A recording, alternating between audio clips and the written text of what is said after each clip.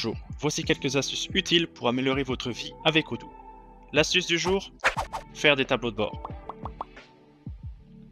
Première étape du tableau de bord, savoir ce qu'on veut chercher. Ici dans cet exemple, on va vouloir regarder le chiffre d'affaires par vendeur par mois.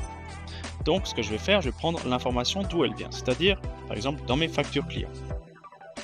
Je vais sur les factures clients, sur la petite roue, feuille de calcul, insérer dans une feuille de calcul.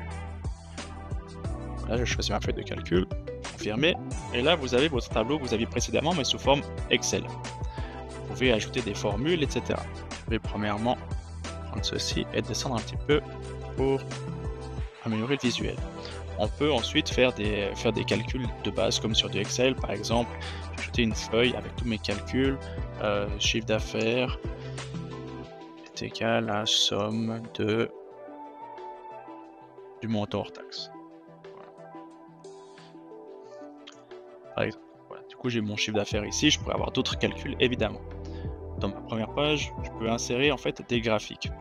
Par exemple, ce serait dans ce cas-là un scorecard basé sur mon chiffre d'affaires. Voilà. Je confirme. Je peux améliorer le rendu visuel de ça en ajoutant un fond en bleu, des chiffres d'affaires. Voilà. Réduire. Ensuite, je pourrais rajouter des filtres pour que ce soit plus facile à travailler.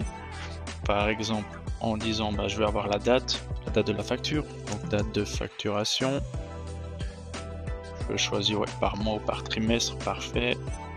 Ici, je sélectionne le champ date qui correspond à ce filtre. Donc là, c'est ma date de facturation. J'enregistre ce filtre, je peux créer un nouveau filtre, par exemple pour pouvoir trier par vendeur. Donc, vendeur.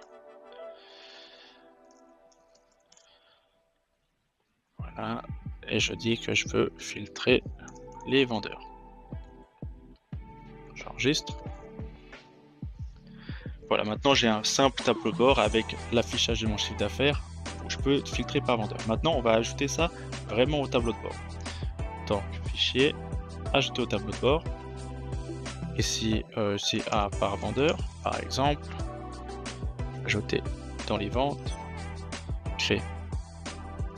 Là directement on voit notre tableau de bord à quoi il ressemble et directement avec mes filtres là en haut.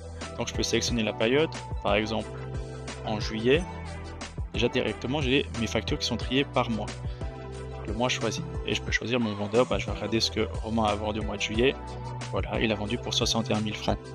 Ensuite je peux regarder en août, qu'est-ce qu'il a vendu, il a vendu pour 8510. Je peux regarder lui plus d'autres personnes, donc c'est là qu'on peut jouer avec les filtres. Voici donc comment faire facilement des tableaux de bord avec Odoo.